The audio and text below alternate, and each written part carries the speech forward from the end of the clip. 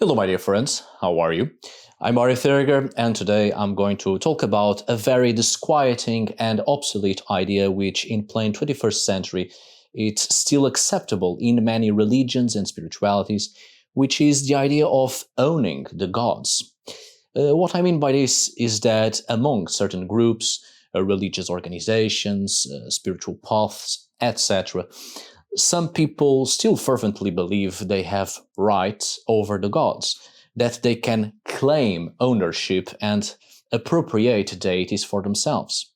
And this idea is often reinforced with ludicrous arguments concerning metagenetics or racialist views, or both, in an attempt to express that the divine limits its interactions to particular people, and that foreigners are therefore not allowed to experience these deities. So the main idea is that people who neither belong to that culture or that race cannot possibly have any contact with the gods, or even experience their presence and blessings. Unless, of course, these people belong to the same culture those gods belong to. But belonging to that culture, in such views, of course, also implies that the person must also share ancestry, have the same skin color, the same physical features. And by ancestry, it isn't just the case of the past family members who had supposedly also worshipped the same gods while they were alive, but the divine, the spiritual, must also lie within that person's DNA, part of that person's genetic code. As such, the person will remember the contact with those specific gods. It will come naturally to that person because it's somehow printed in the DNA, and therefore this creates genetic memory, facilitating the contact with such deities. So basically, specific gods are only allowed to be worshipped or interacted with if such gods are from a specific culture for a specific race. Therefore, certain deities will only interact with the people with whom those deities share the same physical features, physiognomy. But also these same gods are part of the genetic code of only those specific people. Now, in terms of neo-paganism, this is an idea sadly a lot more present in heathenry. In fact, I'm doing this video because I got inspired by what I saw on another YouTube channel to which I have immediately subscribed, the channel of Ocean Kaltai. And he has made a video about folkism, to which he has named or labeled spiritual racism, and I think that sums it all up perfectly. So I'm not going into details about folkism, and instead I'll leave the link to that video, and I'm sure many of you will enjoy it and appreciate that video. It's an important subject, especially for people taking their first steps into heathenry. And so it's important to understand that folkism and such other lines of thought do not represent heathenry. They do not represent paganism. And I see many newcomers into heathenry and other pagan religious manifestations who call themselves folkish. But I've also noticed that they do not quite understand what that implies, not yet. And so then they are absolutely shocked when non-racist heathens shower them with insults for being folkish. Folkism is indeed one of the most disgusting racist ideas of our contemporary times. So, do take a look at what Ocean Kaltai has to say concerning folkism, because it's really on point and he keeps it cool and explains it very well. Something I probably would not explain that well without losing my temper. So I'll leave the link to that video in the description of this video. But well, in a way, it is somewhat understandable why folkism, with its metagenetics and racist views, is something a lot more prominent in certain heathen organizations and the religious movements and groups focused on, let's say, a more pre-Christian Germanic religious past, as it derives from the growing religious ideas towards the Germanic gods in the first half of the 20th century. From new religious movements highly influenced by white supremacy and the nationalist traditional extremisms. Very, very basically, the belief that only white people can have a personal experience with white gods. And in the case of heathenry itself, not any white person, but the Germanic white are the only ones who can have a personal experience with Germanic gods. Appropriating the gods, as you can see, owning the gods, and nobody else can touch them or even profess their names, as these gods are genetically bound to only these people. So that's what I'm going to talk about today. Not focusing on heathenry, as this sad way of thinking is spreading into other forms of paganism as well, and other neo-pagan religious movements and manifestations. But I will talk about this in general terms, because as obvious as this might sound or should be, no one owns the gods. No one can appropriate the gods. No one claims ownership over the divine. Whatever names they might have and whatever cultural conceptions might have been added to them throughout history. In fact, as Ocean Keltoy rightly puts it, Folkism and such other similar views are not historically accurate at all. As for thousands of years, there's been the natural phenomenon called cultural syncretism, which is as natural as syncretic ethnicity.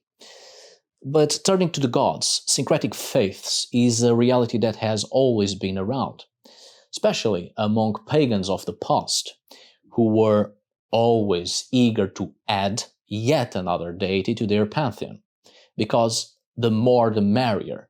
The pantheon just got richer, more powerful.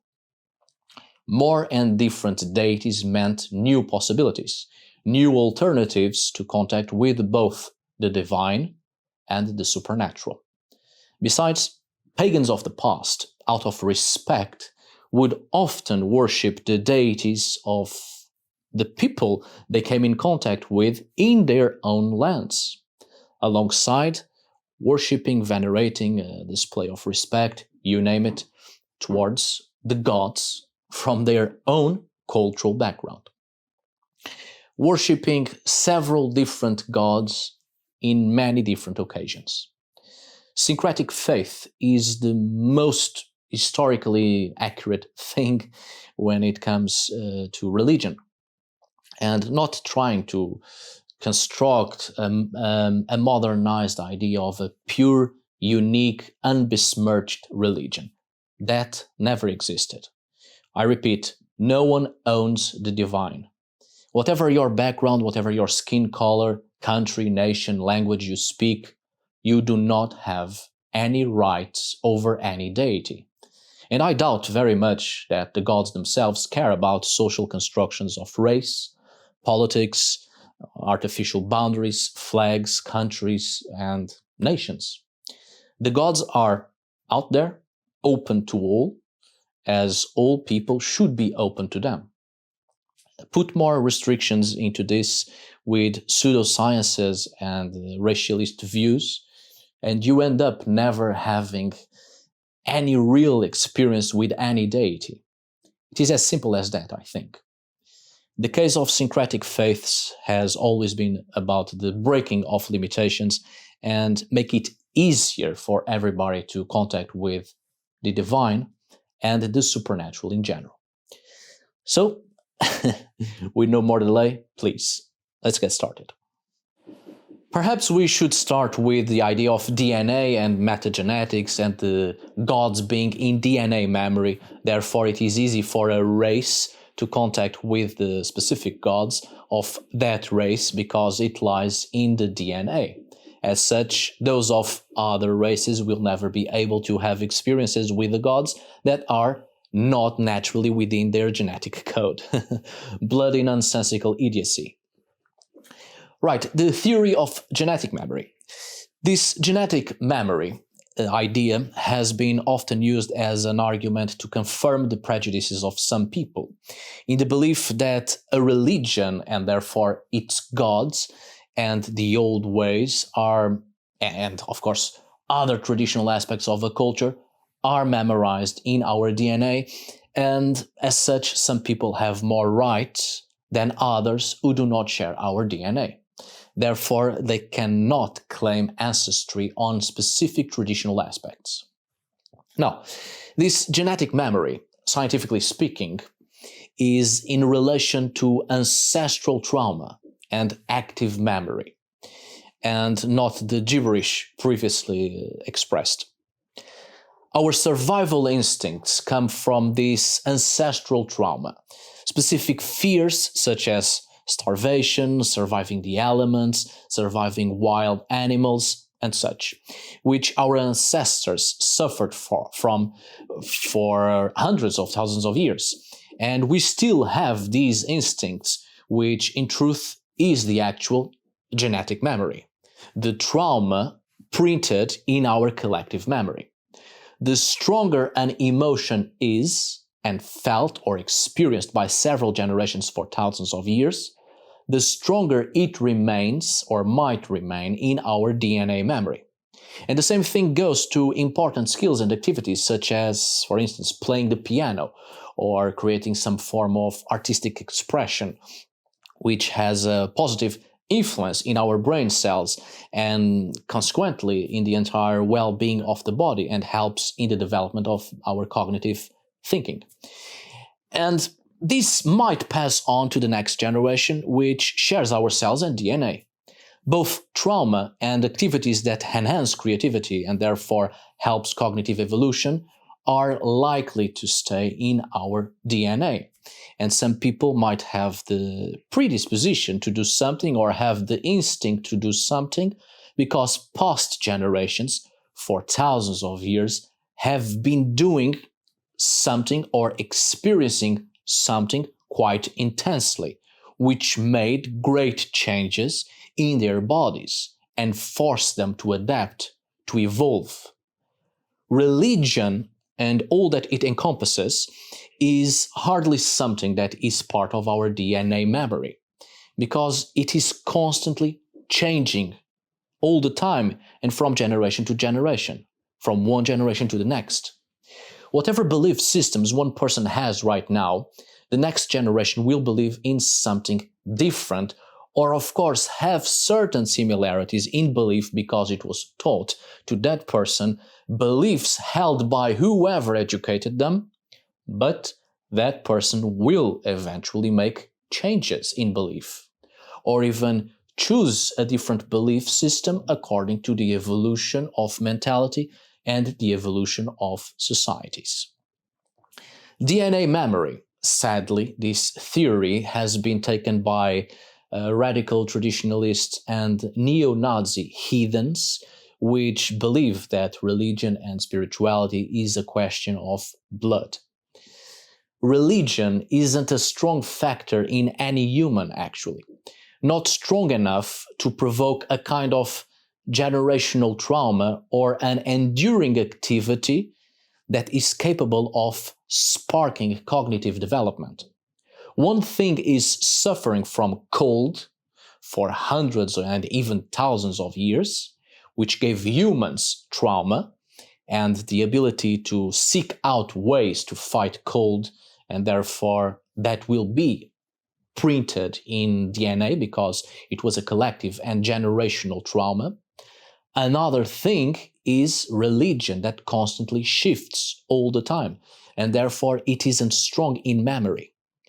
3,000 years ago, whoever our ancestors were or might have been, they did not have the same religion of their own ancestors, nor the same religion or belief systems of a couple of generations after. In the past 1,000 years alone, religious ideas have changed so much that no one can truly say their ancestors were worshipping this or that. Certainly for us Europeans, most of our ancestors in the past 1,000 years were probably Christian, but not all of them subscribed to the same Christian views. From city to city, town to town, even village to village, even if they were Christians or called themselves Christians, each pocket of community had a different religious understanding and not a unique collective one. We must not forget about local folklore and several belief systems that lingered, and the changes of such beliefs from generation to generation, and cultural syncretism and syncretic faiths, and people moving all the time, sharing ideas. Different people have different ways of approaching the world. The idea of spirituality or religion remaining in DNA memory is simply a white supremacist, extremist, or a radical traditionalist idea to have proof of their right to have that specific faith. This was mainly an idea brought by Julius Evola, which was a strong believer that the purity of race wasn't a question of biology, but a spiritual question, as if the old gods and the true tradition, as he put it, was not in the blood, but in the very soul, an idea that even the Nazis in the 30s rejected. In terms of metagenetics, this is something often brought into the table by certain racist branches of Hausafru. Stephen McNallen, as an example, has been using this metagenetics idea for many decades to justify and normalize racism. But this is only and just pseudo-scientific nonsense. Racism is a social construction. It isn't natural. Racism is simply a mistaken idea that there are such things as races. Human beings are too diverse to fit into archaic categories of race created by 19th century science that became obsolete precisely with the discovery of DNA. But some people and some religious organizations and groups and other movements continue to hold on to 19th century racialist ideas and give it a pretty cover as DNA to justify wrong and debunked beliefs. Metagenetics and DNA memory are just pretty terms to sound like it's something scientifically proven, but it is not. It is simply racism with a different cover. Some groups try to compensate with a political correct reverse racism that is equally absurd. It is bigotry and political correctness as two sides of the same coin. Besides, you don't even need to be an expert in genetics to understand this. Understanding history and the constant movement of people throughout the ages will eradicate any notion of racism and any notion of DNA memory when it is used as the proof that a race has ownership over spirituality. The moment you look into science, and I mean actually looking and not reading it in a meme or hearsaying, the whole issue of race dissolves, as we realize that any conceptions of race are invalid and do not fit in any reality of humanity, and it's not historically accurate. And it isn't nature, it isn't natural. Racism is a social construction, that's all there is, nothing more. As I said on the previous video, no human population has been completely isolated for long enough to become another species. Everyone, and I mean absolutely everyone, have ancestors from different ethnic groups. The differences we see in aspect, or we might see in physical appearance, are superficial differences which are the product of local adaptations to environments and sources of consumption. It has nothing to do with race, nothing to do with purity and being a different species. So such racist ideas is what leads to folkism and political correctness trying to cover bigotry by manipulating language, and it leads to the idea of cultural appropriation. Let's take a look. Cultural appropriation. I've done a video somewhat speaking about this and the case of Marvel creating a female Thor or Marvel appropriating Norse gods. As I've said in that video, there's a big difference between cultural appropriation and cultural appreciation. Cultural appropriation is obviously when you take for yourself a specific cultural aspect, but you do neither give it the proper value nor do you understand it, and what you are doing is disrespecting that cultural aspect. For instance, dressing for Halloween in a costume that has certain similarities with some Native American cultural aspects, but you do it for fun. It's just for that day.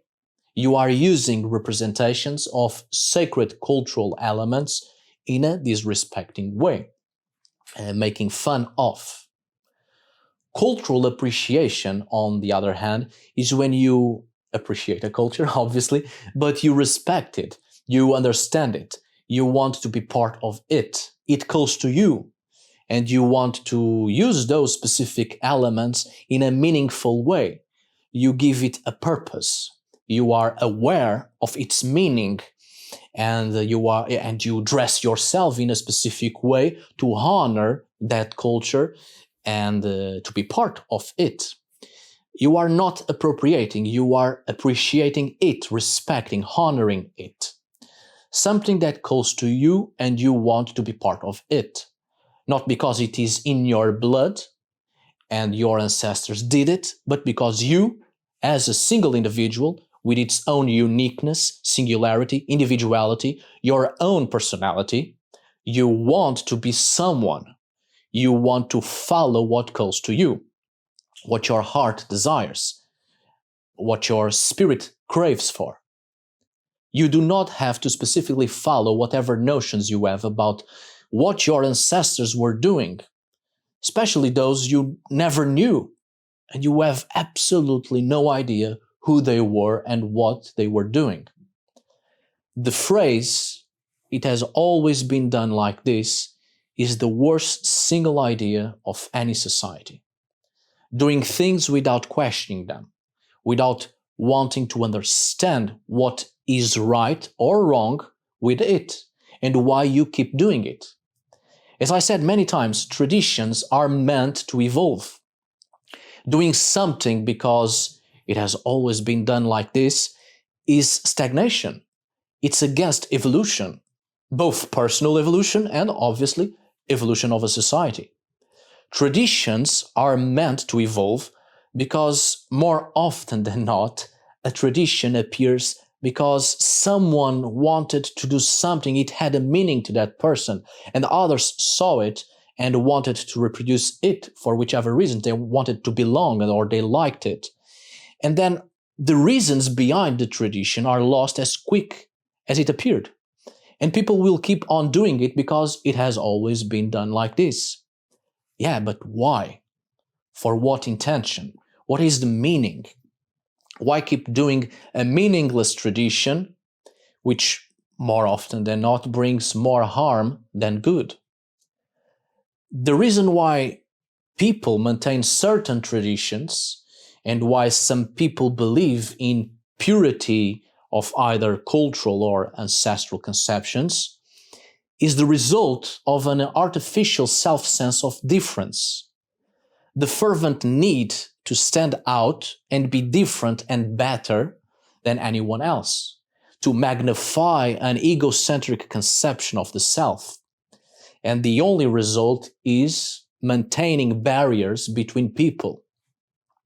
This leads people to claim things for their own, giving an illusion of having rights over something, transforming everything into materialism, including spirituality.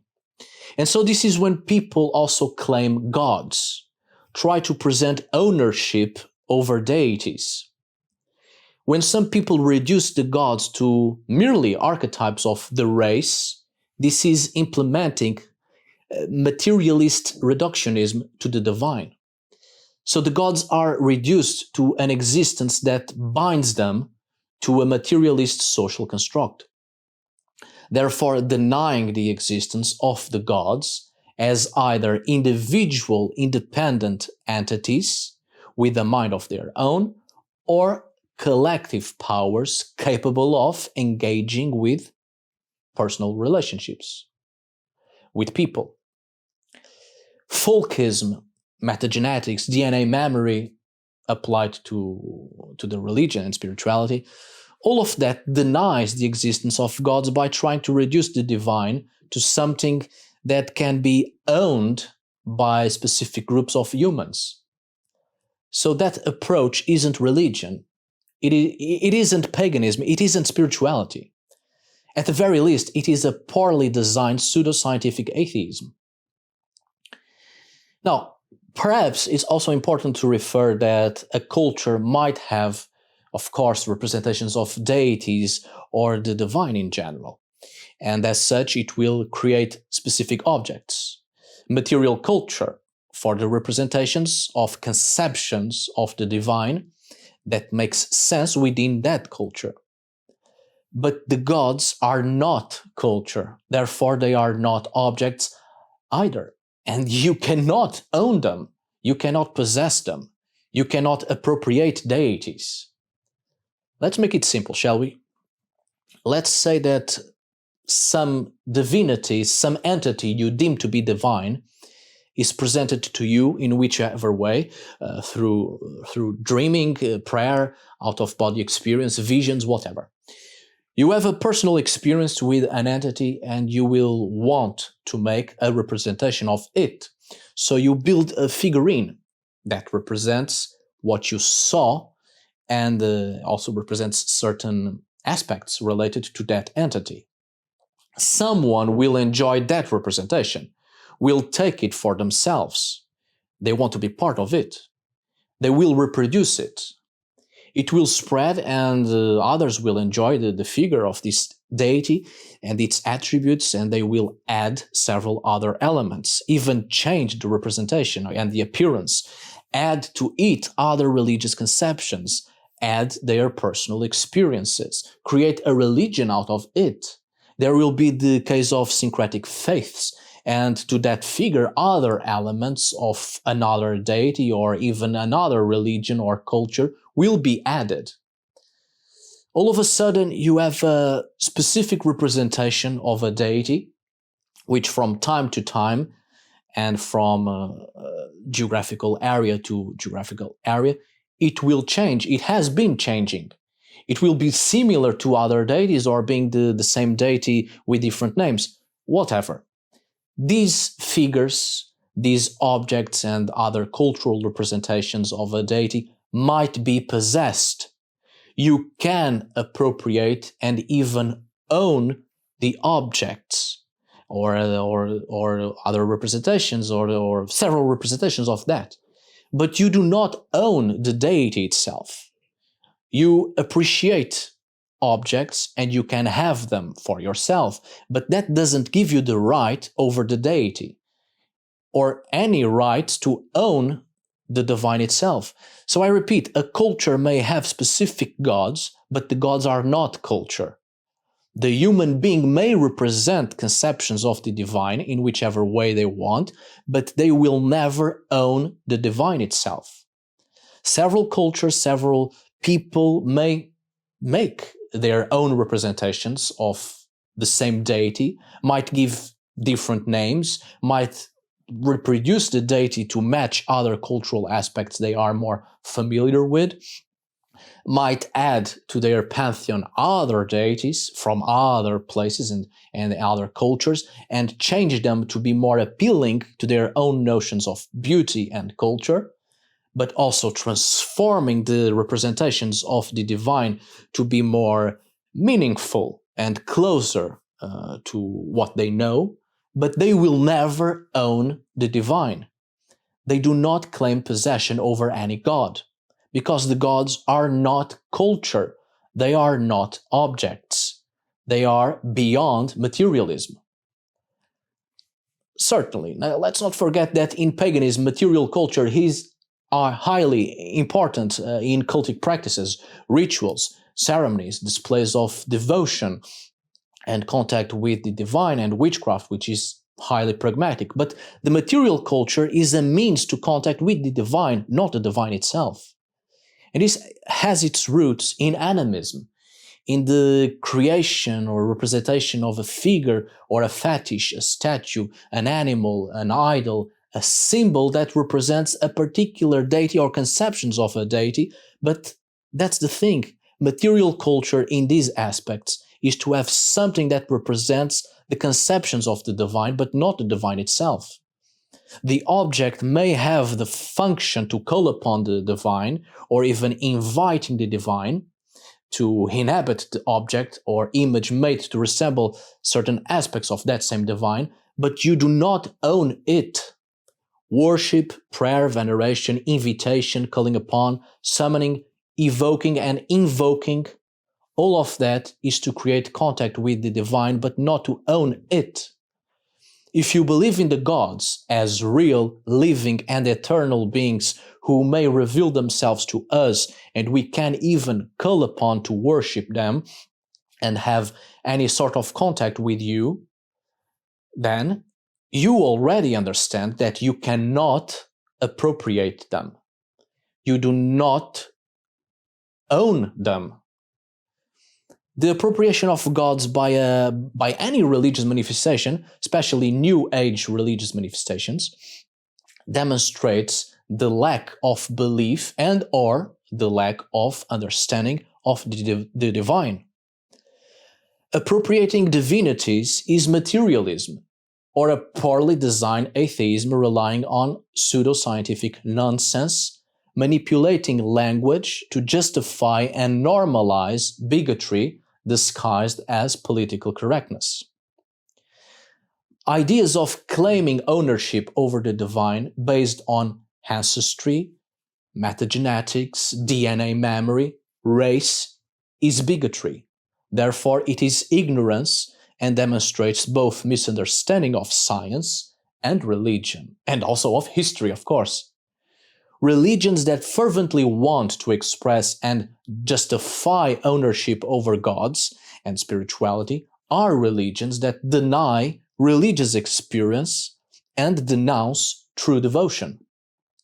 So since you cannot appropriate the gods, you can neither appropriate cultural systems of worship and devotion and cultural displays of faith, such as sacred rites, ceremonies, cultic practices, and construction of items and other material elements to aid in the contact with the divine. Spirituality, faith, religion, deities are not yours to claim, nor anybody's. If you truly believe in the existence of gods as individual beings with their own powers and consciousness, then you also believe that they can choose to have experience with whoever they want and whoever is open to them.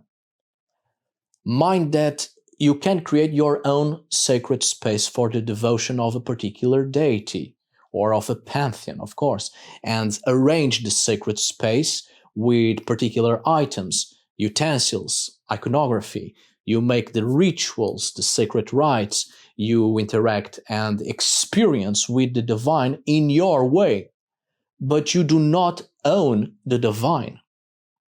You can claim ownership over the sacred space you have created for yourself and for your experiences with the divine, but the divine is not exclusively yours. You can forbid a person from entering in the sacred space you have created for your experiences with the divine, but you cannot forbid that person from worshipping the same gods you are worshipping. You can claim objects, you can claim spaces, but you cannot claim the divine, and you cannot claim ritual and sacred rites and worship. the same thing happens in a broader panorama. A person may worship a specific deity and go to the temple of that deity, but the person cannot ask the priest or priestess from that temple to perform your rites or perform the cult the way you perform, because those within that temple will practice in the traditional way within their own culture. You cannot ask them to perform a ritual or worship in a non-traditional way you are more familiar with. However, within the confinement of your own privately owned space for devotion, you can practice and worship in whichever way you are used to, in your traditional way, in the way that best suits you and works for you. But both the temple and the people in it, and you in your own private space, none of you owns the gods. None of you can claim ownership over the gods. The divine spirituality faith is not a trademark you can buy and claim.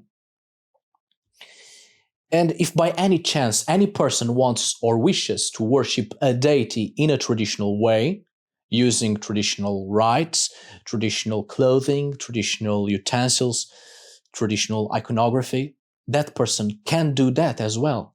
How? By converting to that traditional faith. When a person feels a connection, when the person understands, knows, and is aware of the meaning, shows respect and understanding, is willing to be part of it, is called by specific gods, that person can and will join that faith. Unless, of course, the devotees of that faith play the game of appropriating the divine and do not wish any foreigner to take part of it. But, as I've said, no one can truly appropriate the divine. So if a faith or a religion or a religious organization or group wants to appropriate the divine, the gods, that is not something we would wish to join, because by appropriating the divine, they deny religious experience and denounce true devotion. Therefore, it would be a waste of time joining people who do not want, in fact, to have a religious experience such as the one you are seeking. You may have a particular cult towards a specific deity, and that same deity will have another different cult in the sacred space of another person, and another different cult to the same deity in the sacred space of yet another person. Each person experiences the world and the universe in a different way, and each one tries their best to have experiences with the divine and the supernatural. What works for one person may not work for another, and as such, one individual may practice in a way within a spirituality, and another person will practice in a totally different way, one that suits them, one that works for them. But no one can claim the divine itself. Both gods and people have or should have the freedom to contact with whichever and whoever they want. No one can stop you from worshipping the gods you like. And you cannot stop anyone from worshipping the gods they like, even if they are the same gods you like. You are not committing cultural appropriation by worshipping the gods you feel a connection with. Besides, in your own privacy, no one will ever know what deities you worship and how you are doing it. No one has any claim or right over your own privacy, your own life, and how you live it, and how you have chosen to express yourself to the gods, and how you have chosen to experience the divine. After all that here was said today, perhaps another question remains. What are we really worshipping? Gods or conceptions of gods? Gods are not culture, but gods can be found within culture.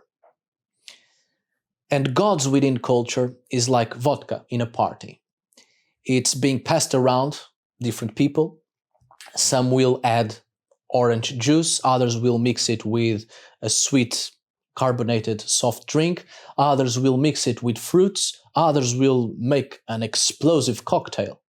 Each person has a different taste, and they may experiment, explore, have a taste of this and that, but there is one drink they like the most.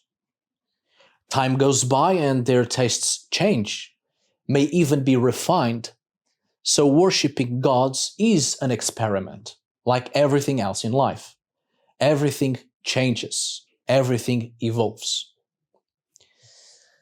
Thank you so much for watching. I hope you have enjoyed this video. I hope it was useful. See you on the next video. And as always, tack för det. Thanks for today. Obrigado por hoje.